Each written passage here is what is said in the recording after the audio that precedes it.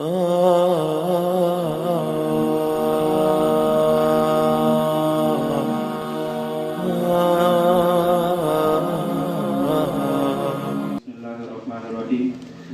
خلق الموت والحياة ليبلوكم أيكم أحسن عملا صدق الله العظيم وقال النبي صلى الله عليه وسلم الكيس من دان نفسه وعمل لما بعد الموت والعاجز من أتبع نفسه هواها وتمنى على الله أو كما قال عليه الصلاة والسلام۔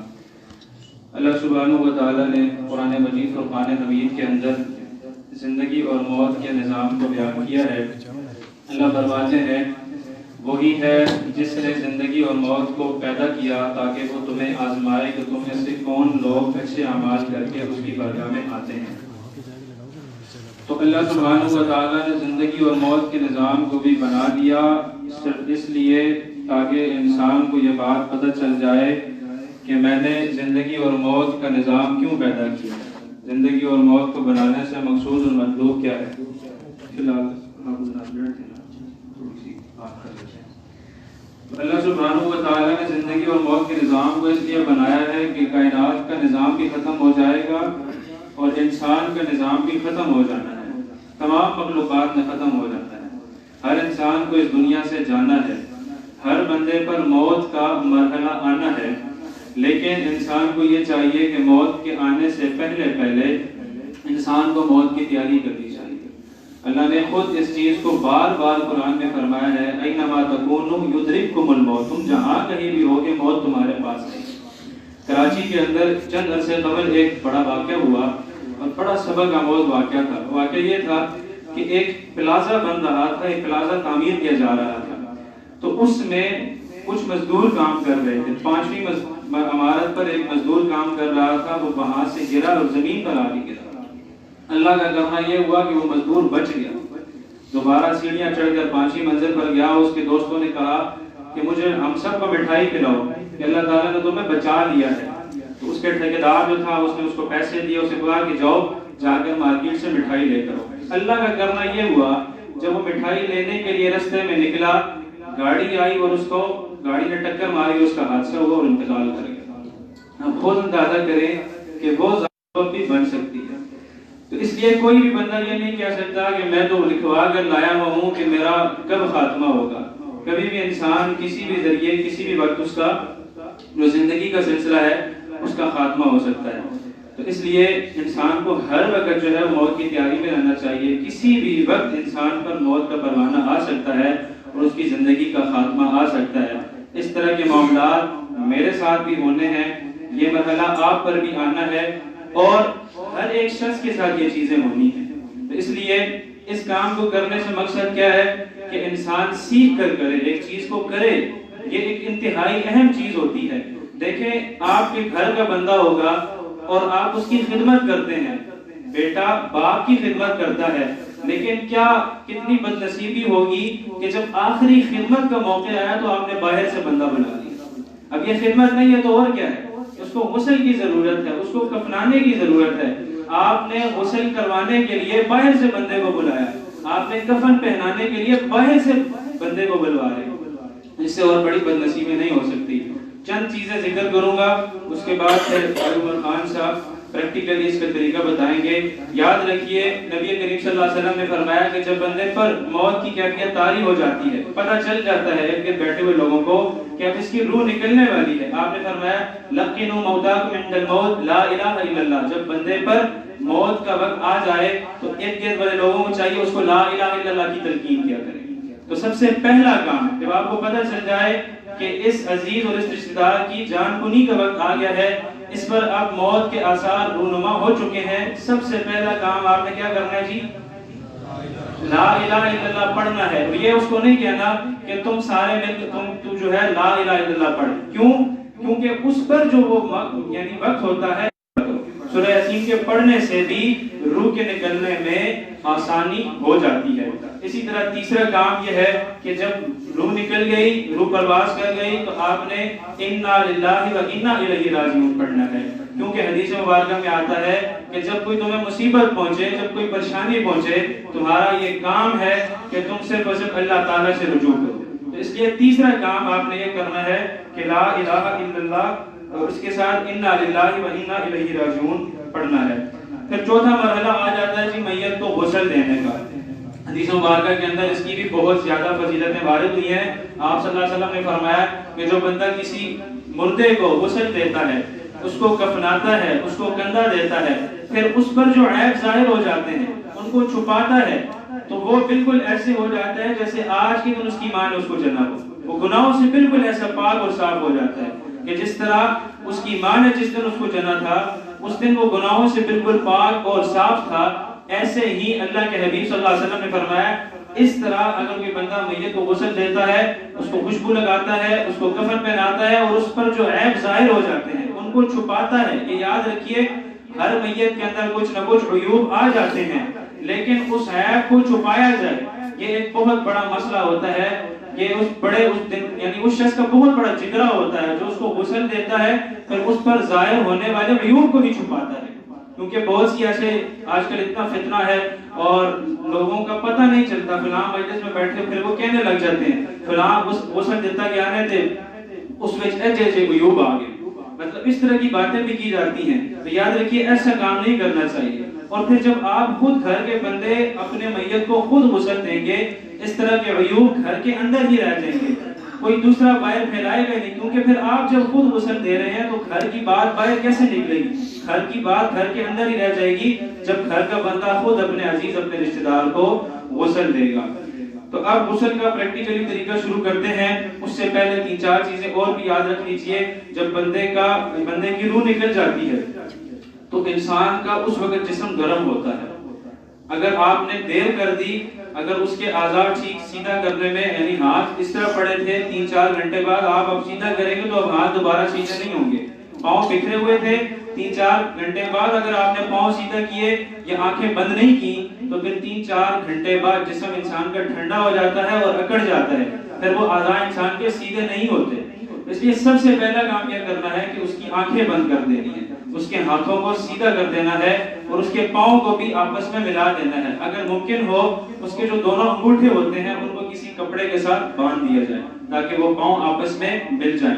تو سب سے پہلا کام یہ کرنا ہے۔ اسی کے ساتھ غسل کا پھر طریقہ شروع ہوتا ہے۔ اس میں سب سے پہلا کام یہ ہوتا ہے کہ اس کے کپڑے جو اس نے پہنے ہوئے وہ اسے علیحدہ کرنے ہیں۔ کپڑے اس پر علیحدہ کرنے کا بھی طریقہ ہے کہ دائیں جانب سے ایک بعض لوگ ہوتے ہیں یہاں سے قمیض کو چاک کر دیتے ہیں، یہ بھی طریقہ کر سکتے ہیں۔ اچھا طریقہ یہ ہے کہ سائیڈ سے یہ جو سائیڈ ہے یہاں پر اس سائیڈ سے اگر آپ ہلکا سے چیرا لگائیں گے اور کینچی کے ساتھ یہ سلائی ہوتی ہے پوری یہ کھل جاتی ہے اور یہاں پر یہ دونوں بازو جو ہیں وہ الگ ہو جاتے ہیں۔ تو اس طرح اگر آپ یہاں سے سائیڈ سے چیرا لگائیں گے تو اس طرح یہ سلائی کھل کر دونوں بازو بھی الگ ہو جائیں گے اور قمیض پوری کی پوری صحیح سلامت آپ کی الگ ہو جائے گی۔ یہ طریقہ بالکل صحیح ہے۔ اس کے بعد مرحلہ آتا ہے، سب سے پہلا مرحلہ استنجا کروانا ہے۔ استنجا کے لیے جی ایک تو پہلے یعنی جو بندہ استنجا کروائے گا وہ ہاتھ میں دستانے پہن لے، دونوں دستانے پہن لے یا بائیں ہاتھ پر دستانہ پہن لے، کیونکہ بائیں ہاتھ کے ذریعے سے آپ نے استنجا کرنا ہے۔ عام حالات کے اندر بھی آپ استنجا کرواتے ہوئے بائیں ہاتھ کا استعمال کرتے ہیں اور پیچھے ہلکا سا جو ہے سہارا دے کر پیٹ کو دبانا ہے، ہلکا سا سہارا دے کر پیٹ کو دبانا ہے، کیونکہ جب روح نکلتی ہے تو انسان کی غلاظت بھی جسم سے نکلتی ہے، تو ممکن ہے کہیں نہ کہیں اس کی غلاظت پھنسی رہ گئی ہو، جسم کے اندر رہ گئی ہو۔ آپ ہلکا سا پیٹ دبائیں گے پیچھے سہارا دے کر تو اس سے اس کی جسم کی غلاظت وہ نکل جائے گی اور پھر یہ یعنی پاکی ہو جائے گی۔ اور پھر یہ جو طریقہ ہے اس میں دیکھیں اب اسے استنجا کروانا ہے، سب سے پہلے استنجا کروانا ہے۔ عام حالات کے اندر بھی ہم تو پانی کا استعمال کرتے ہیں، لیکن اس مقام پر ڈھیلوں کا استعمال کر لیا جائے۔ 3-5 ڈھیلے لے کر اس کے ذریعے سے اس کی جو شرمگاہ ہے وہاں پر بڑے پیشاب وغیرہ پر اس کا استعمال کیا جائے۔ ڈھیلوں کا استعمال کریں گے، سب سے پہلے آپ نے ڈھیلے کا استعمال کرنا ہے۔ ناف کے اوپر ادھر پانی ڈالیں گے نا تو وہ نیچے سارا جتنا ہو۔ چلے ابھی آپ بتائیں گے۔ سب سے پہلا کام جی ابھی استنجا کا معاملہ چل رہا ہے، استنجا کی ابتدا تھوڑا سا بتا دیں۔ ٹھیک ہے جی، اب سب سے پہلے جب استنجا شروع ہوگا تو ناف والی جگہ پر پانی ڈالا جائے گا اور اس کو یہ پہلے بتا دیجیے نا کہ قمیض تو الگ ہو گئی ہے، ٹھیک ہے، قمیض الگ ہو گئی ہے تو ستر پوشی کرنی ہے، ستر پوشی کرنی ہے، ناف سے لے کر گھٹنوں تک آپ نے کوئی کپڑا ڈالنا ہے تاکہ اس کی بے پردگی نہ ہو، شرمگاہ میں سے کوئی یعنی کوئی چیز وغیرہ نظر نہ آ رہی ہو، تو اس کا ڈھکا ہوا ہونا ضروری ہے۔ اب استنجا کروائیں گے کہ اس کے اوپر کپڑا آ گیا، ٹھیک ہے، ایک چادر آ گئی، یہ صاف ہو گیا سارا، جی ٹھیک ہے۔ اچھا طریقے سے جی استنجا کروانے کا، جس طرح عام حالت میں آپ استنجا کرتے ہیں، مقصد کیا ہے کہ ہلکا سا پاؤں وہاں پر اٹھایا جائے گا، کون سا پاؤں اٹھائیں گے؟ ان دونوں میں سے کوئی بھی ایک پاؤں ہلکا سا اٹھا کر صفائی اچھے طریقے سے کر دی جائے، جس طرح بھی ممکن ہو سکتی ہے، مقصد یہ ہے کہ میت کو تکلیف نہ پہنچے، ہاں ڈھیلوں کا استعمال کیا جاتا ہے، پھر اس کے ساتھ روئی وغیرہ بھی ہوتی ہے، پھر پانی وغیرہ اچھے طریقے سے ڈال دیا جائے، اتنا ڈالا جائے کہ انسان کو اطمینان ہو جائے کہ جی میت کی جو گندگی ہے وہ سے جو ہے زائل ہو چکی ہے اور ختم الگ ہو چکی ہے۔ اس کے بعد جو ہے پھٹے کے اوپر سے پانی بہا کے تاکہ وہ پھٹا بالکل صاف، جی استنجا کروانے کے بعد یہ ہوگا کہ پھٹے کے اوپر بھی پانی پھینکے تاکہ اس کے نیچے اگر کوئی غلاظت یا گندگی وغیرہ پھنسی ہوئی ہے تو وہ بھی اس کے ساتھ نکل کر نیچے چلی جائے۔ اس کے بعد پھر وضو شروع کیا جائے، پھر اس کے بعد وضو۔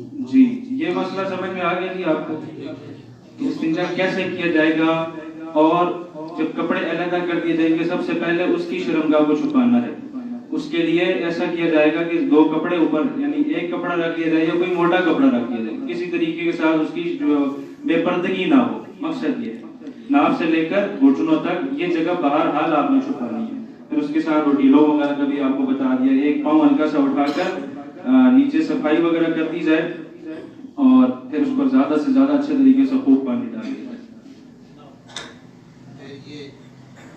جی اب معاملہ شروع ہوتا ہے وضو کروانے کا، ٹھیک ہے جی، اب استنجا تو ہو چکا ہے نا، جی پہلے یہاں تک یہ گٹر وغیرہ اس کے جو ہاتھ ہیں یہاں تک کلائیوں تک دھو لیے جائیں، یہاں تک یہ دونوں ہاتھوں کو آپ نے دھلوانا ہے۔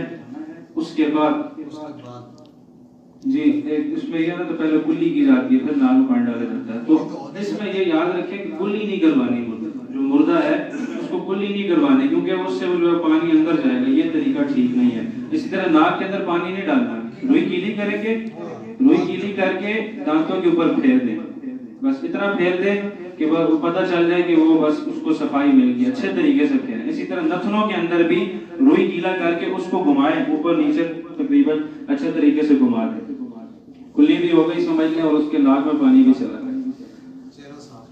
جی اب وہی جو وضو کا طریقہ آ جاتا ہے، سب سے پہلے منہ دھویا جاتا ہے، منہ دھلوائیں گے اور پھر اس کے بعد ہاتھوں تک جو ہے دونوں ہاتھوں تک کونیوں تک جو ہے آپ وضو کروائیں گے، اس کو پانی ڈلوائیں گے۔ جی پھر معاملہ اس کا مسح کا آ جاتا ہے، مسح کروا دیں، جی گردن کا بھی کر دیں اور پھر اس کے بعد پاؤں آپ نے دھونے ہیں۔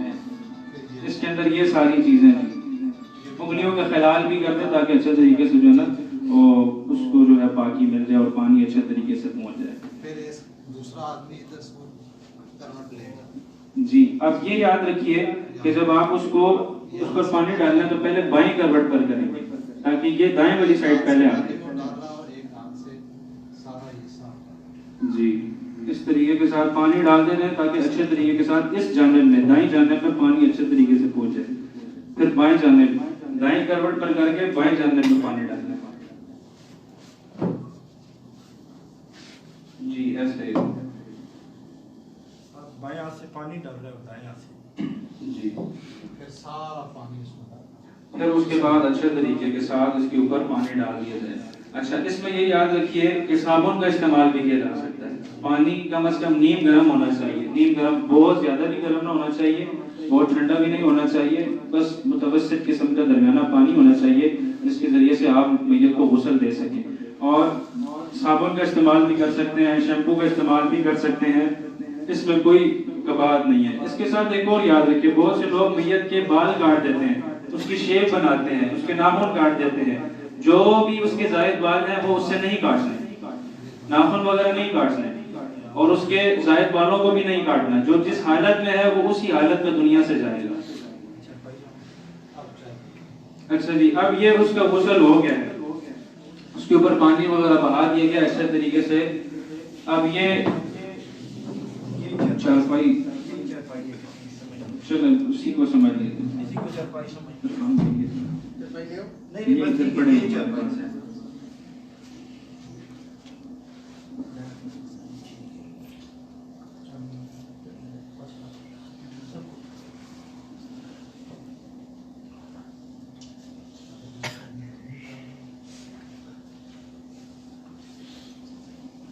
اس کے اندر یہ 3 کپڑے ہوں گے، چھوٹی سی ڈوریاں، 3 ڈوریاں ہوں گی، کم از کم 3 ڈوریاں بنوا لینا چاہیے تاکہ جب وہ کفن وغیرہ اس کو پہنایا جاتا ہے تو بعد میں اس کو باندھ دیا جائے۔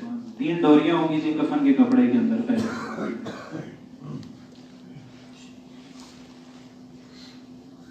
3 ڈوریاں ہو گئی۔ اس کے بعد یہ بڑی چادر ہوتی ہے،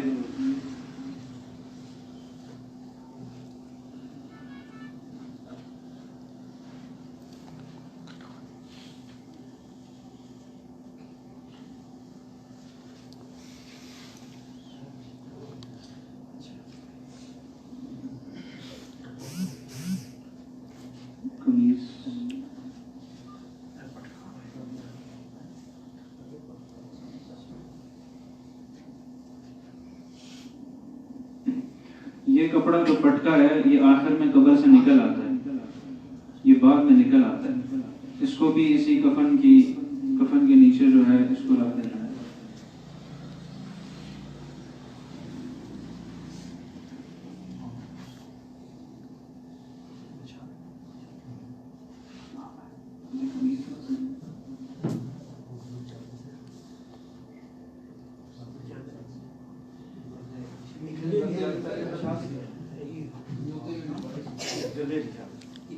اچھا جی، یہ قمیض ہے جی جو ہمارے پاس اویلیبل قمیض تھی، وہ ہم نے آپ کے سامنے لے آئے ہیں۔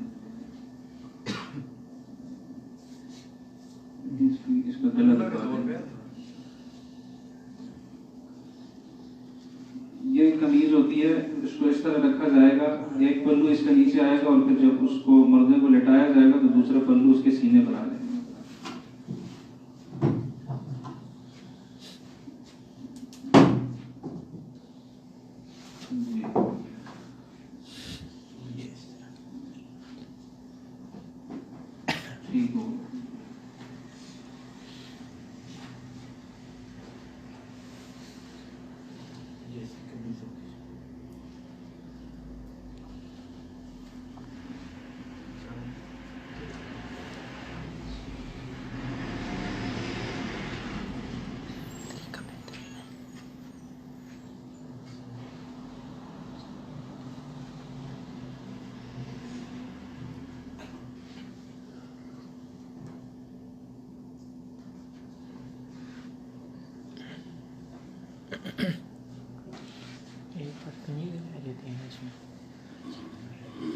جب نکالتے ہیں کمر جیسی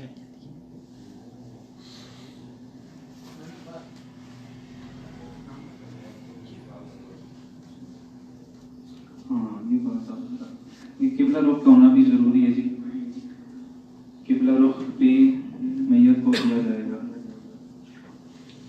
جی، چہرہ جو ہے نا اس کا قبلہ، اور یہ شروع میں ہی اگر آپ کر تو زیادہ ٹھیک ہے، جب وہ تازہ اس کا معاملہ ہوا ہوتا ہے پھر بعد میں وہی بات آ جاتی ہے کہ جسم ٹھنڈا ہو جائے اکڑ جاتا ہے، پھر چہرہ جو ہے وہ قبلہ رخ یا دائیں جانب کی طرف نہیں ہو سکتا۔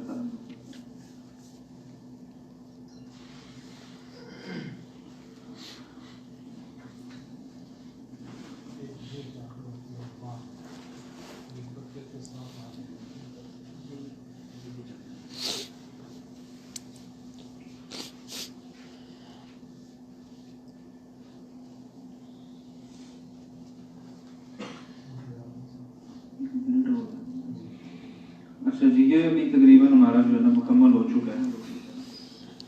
اس کے بعد جو دفنانے کا طریقہ آتا ہے، خان بھائی وہ ذرا جو بتا رہے تھے کہ دائیں طرف سے بندہ پکڑتا ہے یا بائیں طرف سے، کم از کم بس اس میں جو ہے نا میت کو نیچے اتارنا ہوتا ہے۔ ایک چیز یاد رکھیے، ایک چیز اس میں یہ یاد رکھنی چاہیے کہ ہمارے ہاں عموماً جو دفنایا جاتا ہے اس میں صرف چہرے کو قبلہ رخ کیا جاتا ہے، حالانکہ حدیث مبارکہ کے اندر یہ بات ثابت ہے، نبی کریم صلی اللہ علیہ وسلم نے میت کے دائیں کروٹ پر لٹانے کو حکم دیا ہے، پورا جو ہے اس کو دائیں کروٹ پر کرنا ضروری ہے، کیونکہ عام حالات کے اندر بھی دائیں کروٹ پر لیٹنا سنت ہے، بائیں کروٹ پر یعنی فقط ہم چہرے کو یوں کر کے نہیں سوتے، یوں چہرہ کر کے نہیں سوتے، بلکہ دائیں کروٹ پر ہم سوتے ہیں۔ تو اسی طرح پورا جو ہے اس کے دائیں کروٹ پر ہونا ضروری ہے۔ تو اس لیے جب کبھی بھی آئندہ کسی کو دفنایا جائے اس چیز کا خیال رکھا جائے، فقط چہرے کو دائیں طرف نہ کریں بلکہ پورا جو اس کا جسم ہے، اس کا وجود، اس کو پورا جو ہے دائیں کروٹ پر لٹائیں۔ سب سے پہلا جو بندہ ہوتا ہے اس کے دونوں ہاتھ استعمال، ٹھیک ہے، یہ والا بھی اور یہ والا، وہ نیچے جاتا ہے اس کو بدن اس سینٹر والا جو ہوتا ہے اس کا ایک ہاتھ سجا کپڑا جو ہوتا ہے وہ نیچے ہوتا ہے، اس کو بھی اسی طرح نیچے ہوتا ہے۔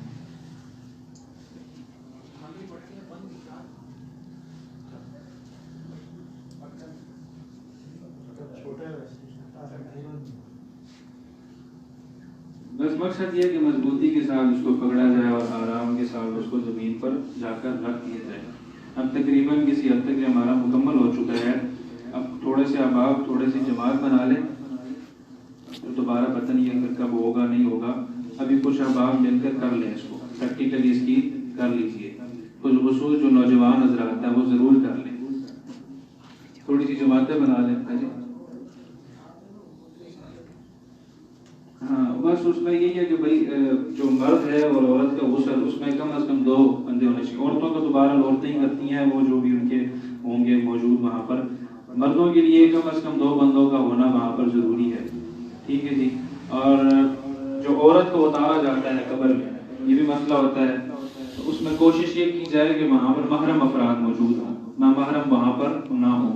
اسی طرح عورت کی جو ہوتی ہے چارپائی، اس کو نامحرم بندہ بھی کندھا دے سکتا ہے، یعنی کہ ضروری نہیں کہ محرم ہی دے، کیونکہ ممکن بعض قبرستان دور ہوتے ہیں، اب اگر وہ اٹھا کر لے کر جائیں گے بیچارے محرم ہی لگے رہے، اگر محرم کم ہوں گے تو تھکاوٹ کا شکار ہو جائیں گے، کہیں چارپائی ان سے گر ہی نہ جائے، ایسا بھی ہو سکتا ہے۔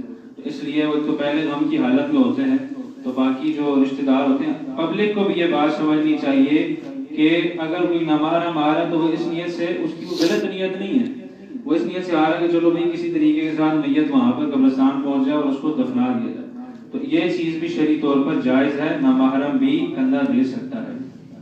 اس کے علاوہ 1-2 چیزیں اور ہیں جو ہمارے یہاں کی جاتی ہیں، جیسے کہ کفن پر کچھ کفن عہد نامہ لکھ دیا جاتا ہے، یا کچھ کلمات لکھ دیے جاتے ہیں، آیات وغیرہ لکھ دی جاتی ہیں، یہ بالکل ناجائز ہے، کیونکہ قرآن پاک کی آیات کی اس میں بے ادبی ہوتی ہے، کیونکہ اب وہاں پر اس کا پتہ نہیں نہ جانے کیا ماحول ہوگا کیا ہوگا، تو اس لیے بہتر یہ ہے کہ اس قسم کی آیات وغیرہ اس پر نہ لکھی جائے، اس قسم کے بالکل خالی، بس وہ اپنے کفن کے ساتھ ہی وہاں قبرستان میں یا اپنی قبر میں جائے گا۔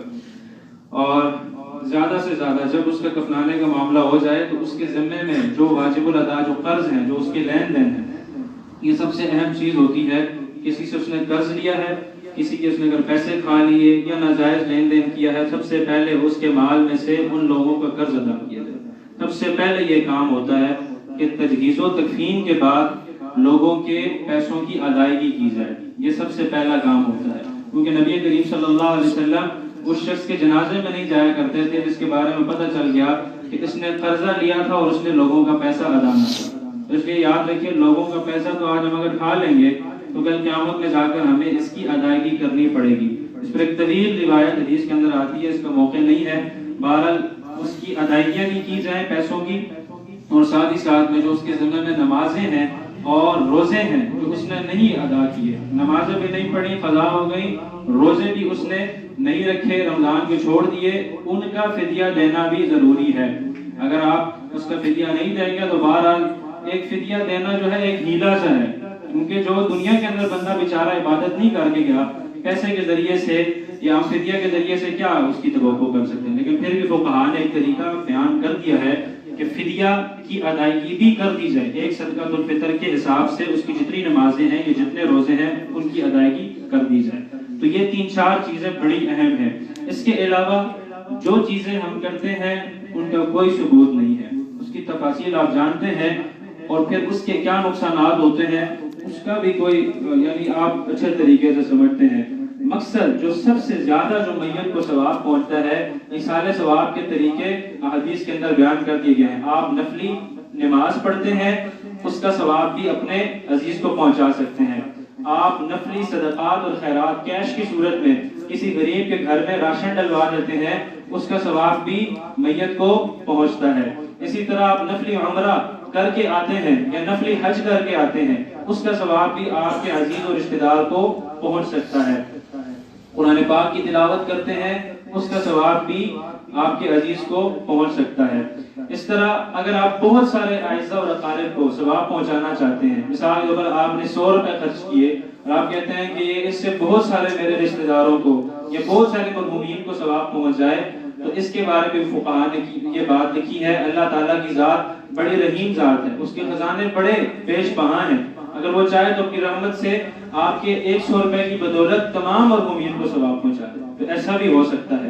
اس لیے سب سے بہتر طریقہ اپنے جو عزیز ہے اس کو ثواب پہنچانے کا طریقہ یہ ہے، آپ نوافل یعنی نفلی صدقات کریں، پیسے کی صورت میں کسی غریب کو دے دیں، کسی مسجد میں لگوا دیں، کسی مدرسے میں لگوا دیں، کیونکہ اس طریقے کے ذریعے سے جتنی بھی جب تک عبادت ہوتی رہے گی اس کا ثواب برابر اس بندے کو پہنچتا رہے گا۔ لیکن آپ اگر دیگے بنوائیں گے، قرضے پکڑ کر آپ اپنے رشتہ داروں کو بلوائیں گے، اس کا کیا فائدہ ہوگا؟ اس میں یہ ہوگا بوٹی کچی رہ گئی، نمک ٹھیک نہیں تھا، مسالہ ٹھیک نہیں تھا، مجھے نہیں ملا اس کو مل گیا۔ پھر عورتیں بھی اس طرح کی باتیں کرتی ہیں، بیٹھ جاتی ہیں، میں گئیاں تو ماں نہیں ملا، نہ تو اس مل گیا، نہ تو ای ہویا تو او ہویا۔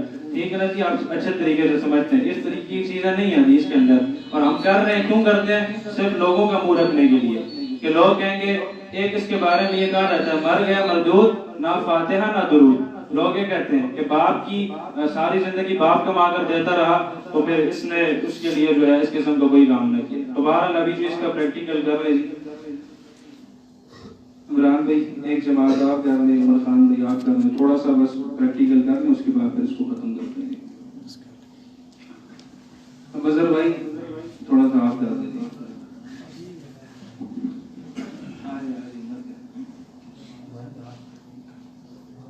اچھا ٹھیک ہے، پریکٹیکل تو مشکل ہو جائے گا ان کے لیے۔ ہاں بس دوبارہ سے اس کا اعادہ کر لیتے ہیں۔ سب سے پہلے جو ہے اس کے کپڑے اس سے علیحدہ کرنے ہیں جی۔ سب سے پہلے کیا کرنا ہے جی؟ پریکٹیکل آپ نہیں کر رہے تو میرے ساتھ تھوڑا سا بول لیں۔ سب سے پہلے کپڑے علیحدہ کرنے ہیں۔ کپڑے علیحدہ کرنے کے بعد بہتر یہ ہے سب سے پہلے اس کی سطر پوشی کیجیے، ناف سے لے کر گھٹنے تک اس کا سطر ہونا ضروری ہے، پردے کی حالت میں ہو۔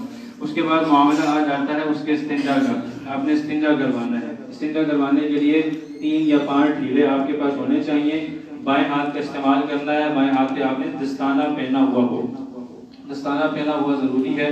اور اس کے بعد اچھے طریقے سے اس کی جو شرمگاہ ہے وہاں پر صفائی وغیرہ کر دی جائے تاکہ کسی بھی قسم کی گندگی یا غلاظت وہاں پر باقی نہ رہے۔ اس کے بعد جب آپ اچھے طریقے سے اس کو استنجا کروا لیں گے تو پھر معاملہ آ جاتا ہے وضو کروانے کا۔ دونوں ہاتھ دھوئے جائیں گے، دونوں ہاتھ دھونے کے بعد سب سے پہلے اس کے منہ میں یعنی وہ روئی کو گیلا کر کے روئی گیلا کرنی ہے، اور اس کے بعد اس کے جو دانت ہیں اس کے اوپر پھیر دی جائے۔ پھر اس کے بعد ناک کے اندر اچھے طریقے سے روئی گیلی کر کے اس کو پھیر دیا جائے تاکہ ناک بھی اچھے طریقے سے پاک صاف ہو جائے۔ یہ یاد رکھیے کلی نہیں کروانی، یعنی منہ کے اندر پانی نہیں ڈلوانا، اس طرح پورا ناک کے اندر اس طرح پانی بھی نہیں پھینکنا، یہ طریقہ بھی ٹھیک نہیں ہے۔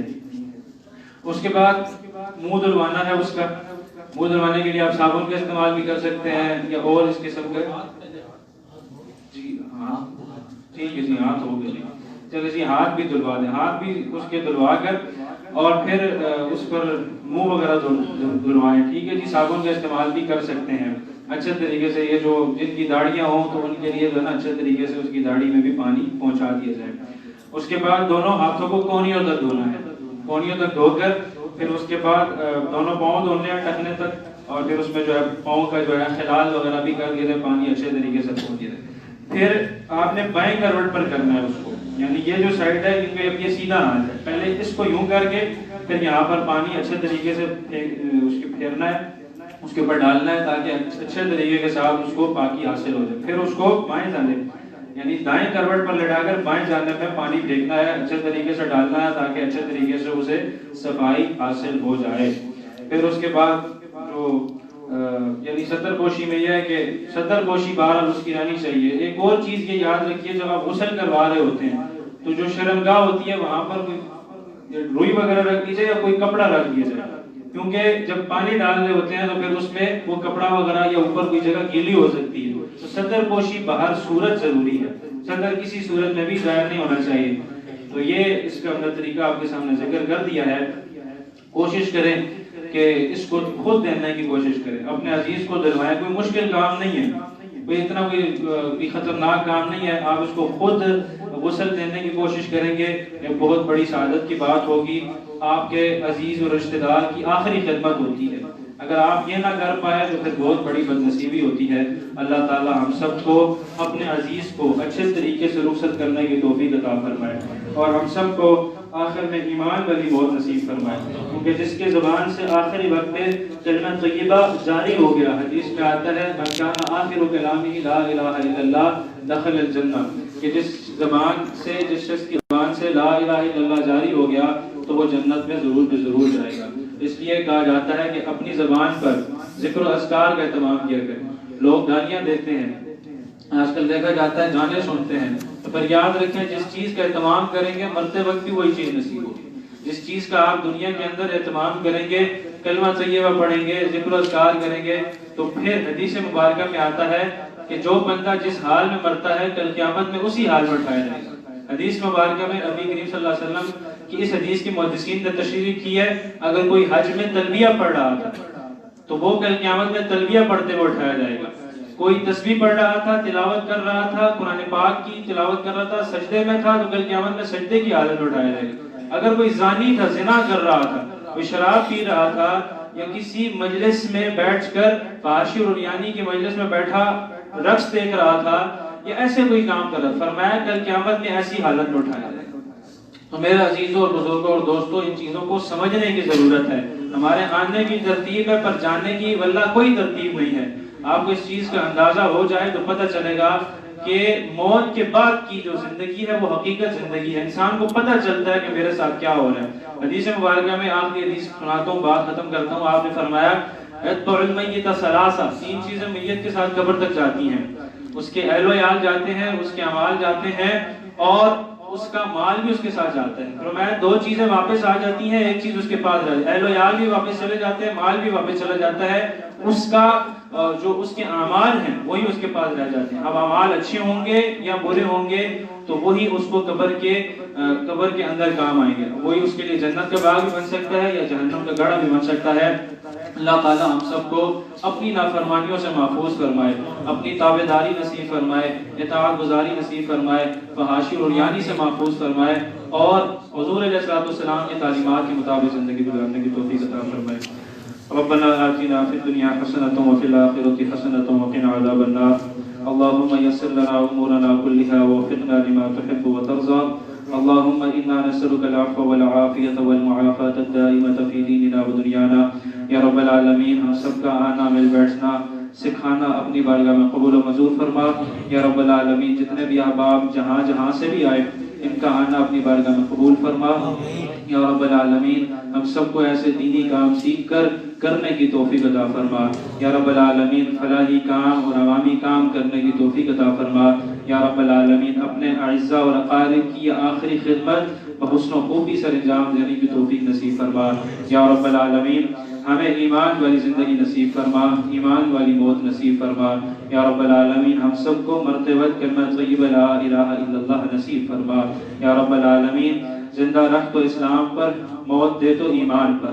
یا رب العالمین ہمیں حضور علیہ السلام کا سچا عاشق بنا، سچا متبع بنا. آپ علیہ السلام کے صحابہ کا ان کی نقش قدم پر چلنے کی توفیق نصیب فرما. یا رب العالمین جو مانگا ہے وہ بھی نصیب فرما دیجئے، جو نہیں مانگ سکے وہ بھی محض اپنے فضل و کرم سے نصیب فرما دیجئے. وصلی اللہ علی النبی الکریم وعلی آلہ واصحابہ اجمعین. جزاکم